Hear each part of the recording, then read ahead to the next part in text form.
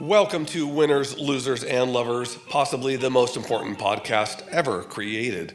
Every week we talk about a different movie and we break it down like it's something that actually matters. We look at the stats, the stories, the first reactions, the second thoughts, and whether this movie is an old print, a fresh cut, or an early release. We examine the scenes that stick with us, the quotable moments, the archetypes, the stereotypes, and the tropes Hollywood can't stop using. And of course, the winners, the losers, and the lovers. The things we just can't stop talking about. It's podcast time. All right, we are here with winners, losers, and lovers. Today we are talking about the 2019 movie Ready or Not. And in our quest to attain sponsorships, Andrew, I think you had a sample for us. I did, yeah. I mean, this movie is Ready or Not, but you know who's always ready? Little with their hot and ready pizza. You know, for $6.99 you can get a pepperoni pizza, right? Ready to go when you are. You order ahead online on their website, use code WLL10, and you get 10% off your order. And, whether you want breadsticks, pepperoni, try the extra most bestest pepperoni, which has extra pepperoni and cheese. Don't forget the crazy bread on the side. Ready or not, but it's hot and ready. And in no way, shape, or form are we affiliated with. So we make no guarantee about that price. Or the coupon code you paid. Really. It's just a sample. It's a sample, okay? Oh, nothing's going to make me happier if the first comment we get is somebody complaining about that. Tried the coupon code. Exactly. Expired. Yeah. Oh yeah. It was I love the fact that we are very conscious about wearing no logos or whatever that we aren't, affiliated with or whatever. And then all of a sudden we get that. That makes me happy. You can talk about stuff. It just can't be seen. What movie are we talking about? Ready or Not. Oh, yeah. Do we need to go back to it? Okay, let's do it again. Okay. From the top. So IMDb rating 6.8, Amazon rating 4.5, tomato meter 89%. Budget $6 million and it made $57 million. So that's pretty darn good. That's a success. Directed by two people, Matt Bertinelli-Olpin and Tyler Gillette. Stars Samara Weaving, Andy McDowell, Adam Brody, Mark O'Brien. Andrew, give us your Harry Potter summary. Harry Potter and the Satanic Wedding Celebration. I just said worst in-laws ever. That was a great final line. I know I'm jumping way ahead here, but what, are you okay? What happened? In-laws. Again, we try to spoil the movie in the first 3 minutes. As quickly as possible. Exactly. Literally everybody dies except for her. So there you go. There you go. So first reactions.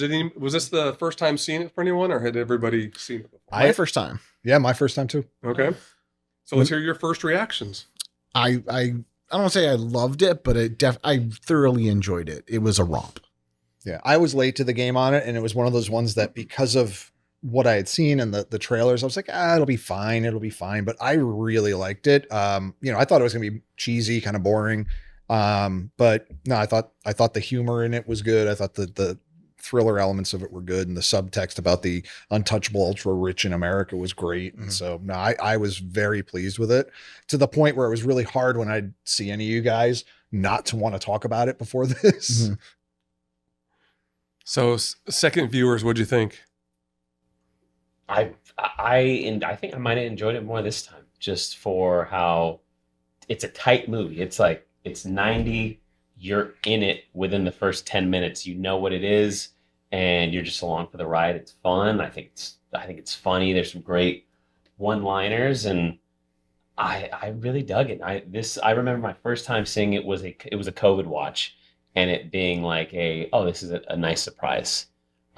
And I think the reason we have kind of revisited it for this is the second one is coming out later this year. So obviously it had some success, but yeah, I think it's a perfectly fun movie. Just nice and tight, 90 minutes, fun. And yeah, I enjoyed it. Because you get a lot of horror movies that try to infuse humor, and to have a movie not fall into like camp. Yeah. Like I really appreciate on the second watch, like how they blended the humor in. Right. And I'm like, this is really funny. Like, this is smart. Like, it's well crafted to have its scary moments, to have its gross and sick moments, and then to be the humor comes in at all the right times to kind of break the tension a little bit, reset the palette, and then go again. Like I think thought it was great. Yeah, I think it's self-aware. It knows what it is. It doesn't try to do too much. And I think when you can land the plane on like a horror comedy, Cabin in the Woods, I like Happy Death Day, where it's not like you said, it's not too campy, but just like it's fun. It knows what it is. I really enjoyed it. See, I love like Tucker and Dale vs. Evil, but it's exactly what Kyle's saying. It's intentionally campy. Whereas this one, I agree. I don't think that it ever reached that point. And what I think personally, why I think that happened is because that balance, right? That balance of we're not going to go over the top. Once the first laugh happens, it's not like they're going to keep playing on that over and over again. And they still had stakes in it. And, you know, there were important parts of it that The end gets pretty campy. I mean, but justifiable. But I mean, again, it knows what it's doing with it, But though. It's so good, though. Such a It's so great. Just boom. Exactly. It's your little kid you hear in the other room. Yeah. And the fact that they are slightly different sound, you know, because you know what? I was like, okay, are they going to kill the kids? Yeah, kill those little bastards, man. Well, I'll be the contrarian here. First time around, COVID watch for me also. Watched with the family. We loved it. Really entertaining. Still a good movie, but the second watch, knowing the beats of it. Yeah, knowing the surprises, I did appreciate. The character I really appreciated more was the brother. Adam Brody. Yeah, he is awesome. Yeah, he was really good second time around. But I was a little, I don't know, bored isn't the right word, but a little disinterested. It was one of those movies where you know the outcome, so it just didn't hold me quite as much. And it's so based on it's built so much on the surprises of it that once those surprises aren't there, I found it really hard to just give it my full attention again. What do we think? Old print, fresh cut, early release? I think it's still pretty fresh. Yeah. Like if you haven't seen it, I don't think anyone will be disappointed. Do we see cell phones in it anywhere? Isn't there a whole? We saw an OnStar. Yeah. Saw that. Yeah, the OnStar. That's right. Which stole them. that has got to be one of the. Oh yeah, next time. Talk about a missed opportunity. But that has got to be one of the greatest scenes in the film, though. Is that whole thing. Yeah. Like I forgot about that on the second watch. I was like, oh, this whole OnStar element is really funny. Whereas the other car's been reported stolen. Like they have to shut it down. But yeah, I don't recall there being a cell phone in it. That's a good point. But I think that also, goes into the aesthetic of it, or the the vibe of it, which is just sort of this like this is an old mansion as a dumbwaiter, and you still have butlers and maids who dress like butlers and maids, and you're rolling right from the wedding. So like I haven't been to a wedding in a few years, but I can't imagine the bride having her cell phone like a pocket. Oh, they do. In the they totally do. Do they really? Yeah. That's very. I mean, I was at 2 weddings this summer, and both of them, not only did the brides have their phone, but they now have, instead of just a videographer and photographer, they now have a social media person. Wow. So I mean, the only reason I asked about the cell phones is because other than the OnStar element, it feels pretty timeless. Sure. You get rid of the OnStar element, and it could be in the 90s, 2000s, or modern day. Right.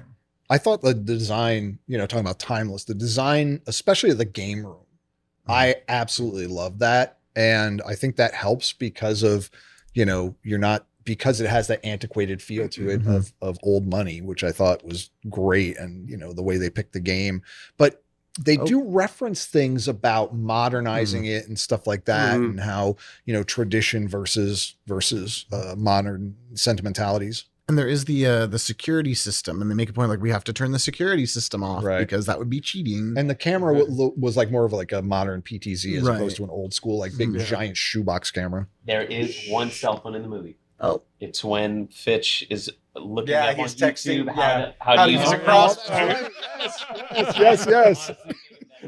That's right. Yes. That's right. How do you even use this? Am I supposed to know how to use this? Yeah. Okay, so let's just go right into some of our favorite scenes.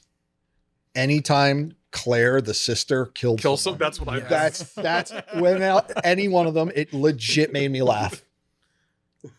That and the aunt getting interrupted by the dying maid. the crazy aunt, she Right. would talk and then you hear, and she would stop and then again, and then finally had to go over and kill her again. That legit made me laugh. Yeah, I think, we talked about you mentioned the word balance, Andy, and I think, the difference between the humor and the horror of it. And yeah, it was a running gag that the maid's going to die. Right. Every time they walk into the room, they're just going to get killed. And I just thought that was kind of my favorite. It wasn't necessarily a scene, but just sort of the humor, the lightness, the absurdity of this whole thing, Yeah. that like, we're going to kill her. Oops, we accidentally killed this other person. Yeah, exactly. A woman getting an arrow through the, through the back of her mouth is not funny in the real world, but No, but in in the scope of this, hysterical. As she's trying to tell them, she's over there. Yeah. I think I told Andy my favorite line was, "Can we find the other one to clean this one up?" Clean that up, yeah. Yeah, they're very cavalier with their wealth and position in life. Uh-huh. And see, I don't remember if it was when the trailer came out where our characters were going to be that clumsy. I don't remember it being sold as that. So that was a nice surprise, especially on revisit, where it's like, oh yeah, these people they're morons. Yeah. Yeah. They're absolute clowns trying to, accomplish what they're trying to accomplish. Except for the aunt. She knows exactly what she's doing. She is totally in on this. But they play her in such a way where she's almost like the crazy aunt that, you have to invite to the wedding, but you really don't want to talk about, Mm-hmm. So I really like the end scene, the conclusion. We talked about Yep. that a little bit when everybody's blowing up and the Yep. kids even. There's no holding back there. But I was wondering, so there's a sequel. I have no idea what the sequel's about, but I did wonder at the end of it, is she now, since she survived, does she have the deal with the devil? Is it well, I She actually saw him passed in the on to chair, her? right? I actually saw an article on this when I was looking for it, and they said that essentially the world elite found out about her, and so now they're hunting her as well, because I guess that whatever happened with her surviving may have, fucked up however it is with the world elite and their Right. All their the other curses. families that have similar deals in Yeah. place. But I mean, like, I thought it was a familial curse. And even the first part where, the father raises the knife and he goes, "Hail." And I'm like, they're not going to do a "Hail Satan." And then they do it at the end. I'm like, oh, okay. Now there we are. Monsieur Lebet. Yeah. Did anybody look that up? Does LaBelle have Again, any connections to deals with the devil, I don't know. Faustian stories or something? According to the internets, LaBelle is a reference to the demonic entity in the horror comedy film Ready or Not. However, its French origin is a surname derived from Old French meaning lease or bailiff. It's used in crystallography, but in French slang, it stands for the deal. So in colloquial French, la belle means the deal, the situation, the thing, like what's the deal? Okay. Okay. So a few different ways that it ties in. Yeah. How about anything you couldn't believe they did? Any holy crap moments? I told Andy, I forgot the scene when she's fallen down and she's climbing back up and she's been shot in the hand Right. and she has to wedge her hand on the nail and carry herself up. Yeah. Visceral. Oh, like I totally forgot they did that and showed it. But that's the first one that comes to mind. I think that scene's funny too when she punches the little kid. Exactly. Yeah. That's what I was going to say. The hero punching the little kid, not trying to save him, was great. And she's got a pretty iconic look when she rips the dress and she's got the yellow chucks. And like that's like whoever put that look together was like, chef's kiss. Like she looks rad. Yeah. Like, the killer bride. With the bandolier Yeah. across her. And yeah. Like that was a good look. A good look. Well, it took that whole like idea of the damsel in distress and made her just like empowered and tough. And, the fact that at the beginning, she's playing it off like, okay, this is a dumb game. Like I really want to be doing anything but this. And then the minute it happens that they're starting to try and kill her and she has to react to it and just kind of, oh, okay, I'm going to take this massive elephant gun and just go mess some people up. Even though it doesn't actually work. It doesn't work. Yeah. Yeah. But even kind of building off of that idea, going into archetypes, stereotypes, and tropes, is she a final girl? I mean, there's nobody else getting killed, but she is the sole survivor. I mean, I think she's a modern version of it. It's the same way that, that they dealt with Ripley in Alien, is that they made her tough and smart and all of that, and listen to the woman, the cat lady, the crazy cat lady in the end, and you survive. So I think that it's different than like a Laurie Strode or something. Well, she's picking everybody off until the devil does it. Yeah. Well, how many people does she really kill? She kills. Yeah, I guess Claire kills most. Yeah. They kill each other. They kill each other. She yeah. kills the butler. She kills the butler. Right. Right. So, and yeah, but that's not her goal. Her goal is just to make it to Yeah. dawn. Yeah. So she just has to make it. Is that her only kill in it, actually? Yeah. Okay. Mhm. So everyone else is more just a victim of But clumsy that circumstance. scene with him cranking the music up and all of them sitting around the phone and like trying to yell at. There's oh a cell my phone moment God. too. Exactly. Yeah, there's a cell phone moment. Yeah. I do feel like some of the ending elements get a little tropey and stereotypy with her husband turning on her at the end and Mhm. embracing the wealth, and even her just getting captured at the end. And that's sort of just status quo for that type of movie. Got to get captured, dragged back instead of Right. her finding her way back on her own. Mhm. Well, she got captured, dragged back, escaped, and then got captured and dragged back again. You're like, Right. Any other archetypes, stereotypes, or tropes in there? Just say the in-law, like Yeah. you said, the Mhm. in-laws from hell. Yeah. And- Literally, yeah. And the idea of like the ultra rich kind of the what is it, the most dangerous game concept. Yeah.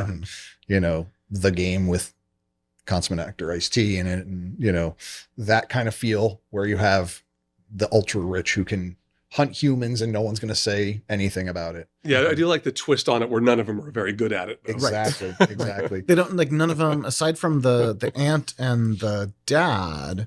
I guess the Andy McDowell too, but like most of them really don't. They're just kind of like, oh, I can't believe we have to be here. The Right. one sister barely makes it, right? Right. Doesn't she arrive after the wedding Mhm. anyway? Yeah. They Well, I miss- mean, they but missed the wedding. Yeah. Yeah. But then there's the whole concept of they play this game, and this was what, the first time since In the first scene. the Yeah. first scene, When the brothers were kids. right? And where exactly when the brothers are kids, where it had to happen this Mm-hmm. way. So Because the other guy mentions he had backgammon, and someone else No, had checkers. somebody had Old Yeah. Maid, and That was the the- one yeah. guy goes, "What even is Old Maid?" And the people who haven't been through it before don't fully buy into it. Is Right. this real? Whatever. And- though he at the cell phone again. He's looking up our deals with the devil real. Yeah. Okay. Yeah. But I mean, yeah, I think that's a big part of it too, is that idea that the game exists and in a way where, it is just truly a roll of the dice, as it were. And, whether or not you're going to play backgammon or be hunted. So midnight matinee, date night, anytime, or on an airplane. On an airplane. Best time to watch.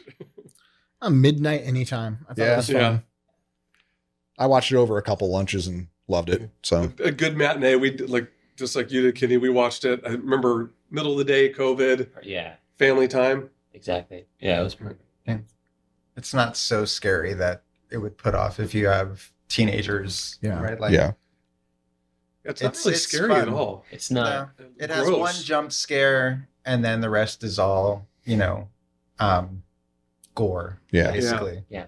So they put her through the ringer, and then you get some fun, wild deaths. Yeah. Where's the jump scare? I'm drawing a blank. I think it's when, because it got me. I think it's when she's in the car and Butler. Adam Brody. Yeah. I think it's Oh, Brody is the okay. one that finds her, right? Whoever comes and bangs on the window. That's the Yeah, one. yeah. Where it was like, Yeah. oh, okay, there's one of these. Yeah. Because it wasn't the butler. I don't think. I think it was Adam Brody because Yeah. he's the one that drags her back the second time. Yeah. Because then and then the father comes out and Right, and then he he's has like, to "How did you know I smack was her." here?" And Yeah. So winners, losers, and lovers. What works? What loses? What do you love about it? Samara Weaving and Andy McDowell. Mhm. I love Andy McDowell, and seeing her play against her typical character type, Mhm. I thought was great. And she was another one that when I was younger, I had a crush on her, and so seeing her playing this character and being kind of like indifferently cruel, like when she says to her son, I like her, and so it's almost like she wants her to survive. Yeah, we're just seeing her opposite Hugh Grant, not Right, in right. a gore fest. Exactly. And to see her having to try and, kill people, I thought was great. What has the lead actress done recently? recently, nothing of note. She was in Babylon in Yeah. 2022. Because I always find this interesting, like when there's like two actors or actresses that kind of give a similar, like her and Margot Robbie, like I feel like they're kind of like clones, and it's like I'm not surprised. Like I'm sure she's like looking at every role Margot Robbie has gotten over the past 5 years and been like, that could have been me. Yeah. Because it totally like she's great. She's And awesome. She's got the exact same look. Mhm. And Well, I mean, yeah, Babylon, Scream, what would that be? 6. Azrael, which was a weird one. It's like this kind of post-apocalyptic pseudo-future thing where nobody can speak. I've seen that. Yeah, it was pretty good. Oh, The Babysitter. She was in the Babysitter movies. She was B. in the Babysitter Oh, okay. movies. Okay, those are the fun. Netflix. Yeah, those Yeah, Netflix okay. movies. Yeah. She also reminds me of Anya Taylor-Joy. And I could see them doing the same type of roles. 3 Billboards. She is in that. the niece of Hugo Weaving, Agent Smith okay. from, okay. Okay. from The Matrix, and Elrond from Lord of the Uh-huh. Rings. and- It is interesting though. You say Margot Robbie, you say Anya Taylor-Joy. Those are two of the biggest female actors Right. working nowadays, and I mean, I think you see she has something in her repertoire. Like, Yeah. she's funny in it. She's like a convincing badass in it. And then just like the guttural, visceral, just like horror elements, or of her in this ungodly situation. Like I think she actually does show a little bit of range in this movie. So it's interesting that she hasn't gotten a chance to do something, star in something a little bit bigger than what she's been in yet. But this movie did well enough, like you said at the top, $6 million budget, and made 57 million. Yeah. That's Yeah. nothing. So Getting through this for $6 million is like that was a steal. Well, I mean, that's considered low budget. Yeah. Yeah, That's considered very well. low Annie budget. McDowell's the only big actor in it at the time. I mean, True. this movie is probably what. Yeah. Cut Adam Brody off at his knees. That guy's awesome. I think he's like like we talked, I think earlier, Gene Hackman. Like there's certain actors like that can do no wrong. Yeah. And he is one of my favorite, like since the OC, like everything that Adam Brody's in. Like, And the guy who I plays feel like he elevates everything. the guy who plays the dad is in a lot of stuff. Yes, He- familiar, he's yeah. I doubt if he's a high dollar guy though Right. compared to. I was gonna say he's my Yeah. Oh That's yeah, what- that's we right. were figuring He's- that out. Yeah, He's he's my great. winner in this, which is like I've seen him in a million things, but he's Yeah. always kind of like he plays the same guy in everything. And in this one, he's still the same guy, but he wears it so differently in Yeah, this one. yeah. I was He's like, always a little this- smarmy. yeah, kind of yeah. a smarmy know-it-all, and you're like, and he's still that, but he's playing it in a completely different way. And I thought that was great. So anything you didn't like about it, or anybody that loses in it, you think? Honestly, not really. I think just for the second watch, maybe a lot. Like I said, it's a movie I do like, but it doesn't hold up on repeated watchings as much for me, just because the surprise is there. Yeah. Yeah. Know what to expect. Yeah, like the in between dialogue, I wasn't as interested in as I wanted to get to the fun moments. Yeah. Well, you definitely can't think about it too hard. They do a good job of covering their tracks with some things. Like why isn't her family at the wedding? Oh, because she's adopted. She was an orphan. It's like, okay, she doesn't have a single friend in the world who's going to come to her wedding. Like she's marrying one of the richest families in the world, and nobody else is there. Like that just felt, a few of those things start to fall apart after a while. Like really, that's the plan. They do a good job of kind of covering the tracks that way, but start thinking a little too hard. Like, no. How big is this mansion? Do we ever get a layout of the mansion? Like there's a dumbwaiter. So there's an upstairs and a downstairs, but Right. it seems like everything's on one floor. Oh yeah. Well, there's also that scene right at the beginning when they walk into the front, and there's that really beautiful double staircase that goes up and everything too. So, I don't know. I'm trying to think if they gave an extra, like a nice wide shot of the building that, From the exterior, it looks Yeah, huge. yeah. Yeah. Wait, are we still talking winners? Yeah, that. No, we The went on goats. to The losers. goats win. the goats, yes. They are also survivors. So someone go back for the goats. The goats. Yeah. Well, just Andrew, what you were noting too, it's there are holes in it if you look too deep, and that's where I wonder how a sequel are they going to try to answer questions that we didn't fill? I don't need to know too much about the deal from the first movie. Right. I don't need to know about the circumstances. I just accepted it. But in the second movie, they're going to try to start answering those things. And I feel like they did touch on it a little bit because those that had married into the family, like they had little moments where like the one girl, like not basically knowing what she was marrying into, and it was like infinitely better than the life she had, and the other guy was just a complete clown. So like you just imagine that guy didn't have any friends, and really like all of this, like it was always worth the risk. Like we might have to whack somebody down the road, or you might get whacked, and they're like, like that's a risk I'm willing to take, Right. To get some of this, wealth. So I feel like I didn't bump into it, but you're right. Like if we start dissecting it, and that would and that was me going out of my way to find a loser here. Like it was a lot of fun to watch. I did not at no moment while watching it was I like, like it takes itself seriously. It maintains its own kind of continuity and momentum, and you go, okay, yeah, I'm rolling with this. I'll be curious how the sequel holds together. Like you mentioned Happy Death Day. Was that the one? Yeah. Like Happy Death Day that had a sequel, and it's still fun.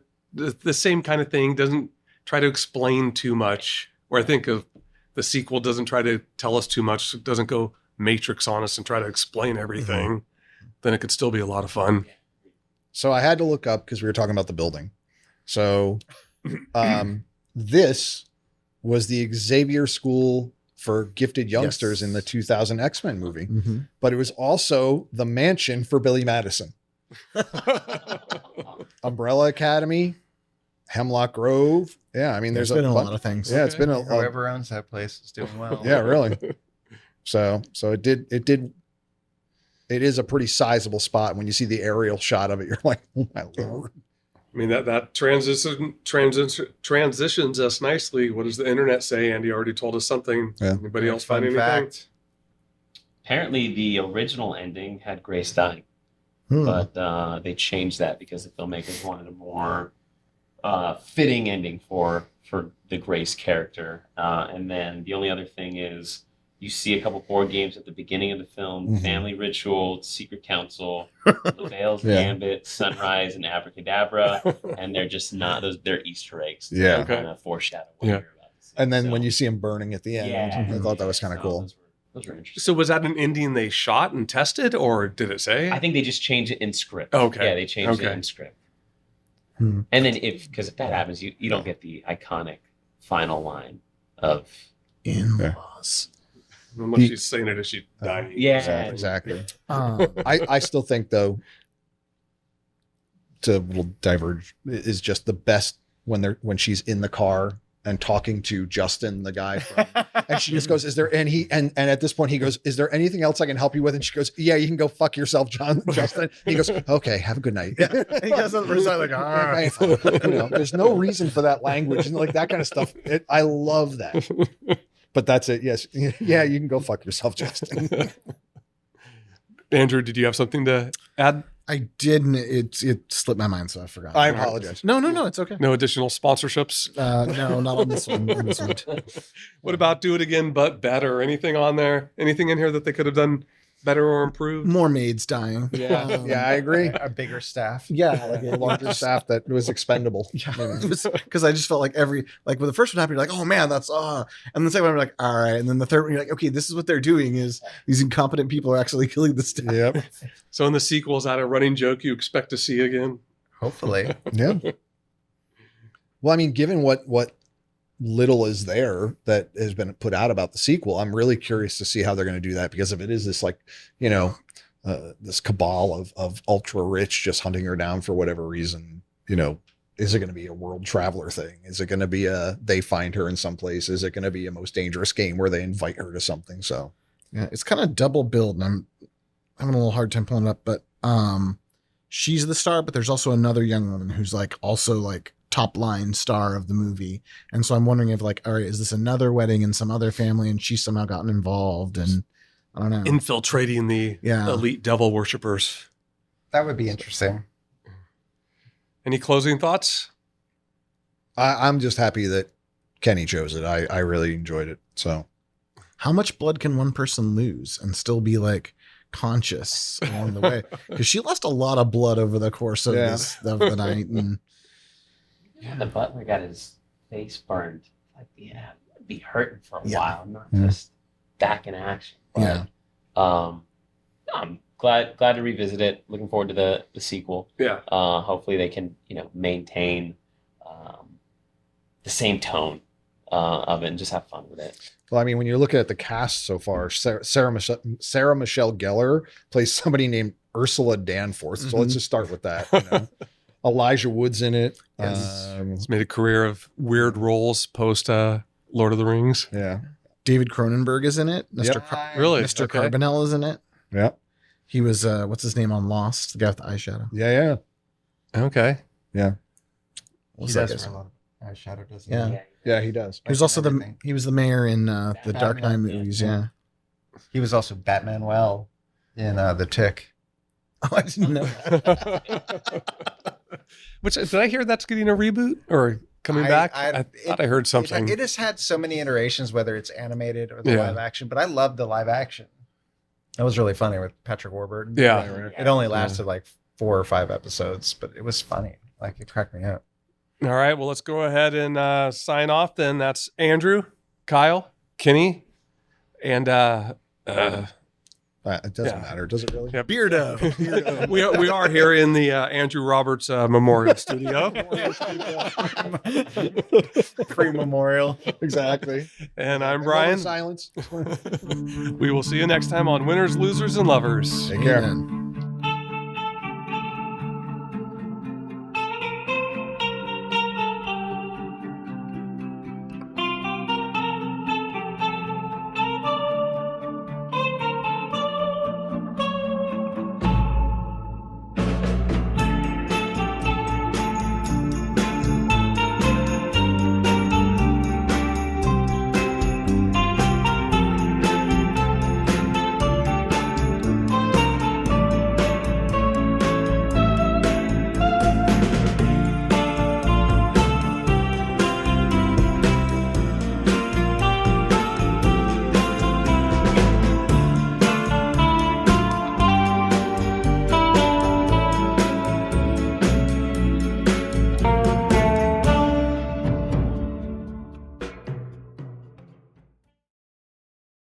This podcast may include copyrighted material such as film, images, clips, and audio for the purposes of commentary, criticism, review, education, and discussion. All such content is used in accordance with fair use principles under Section 107 of the U.S. Copyright Act. The materials are presented to provide context analysis and insight, and no infringement is intended.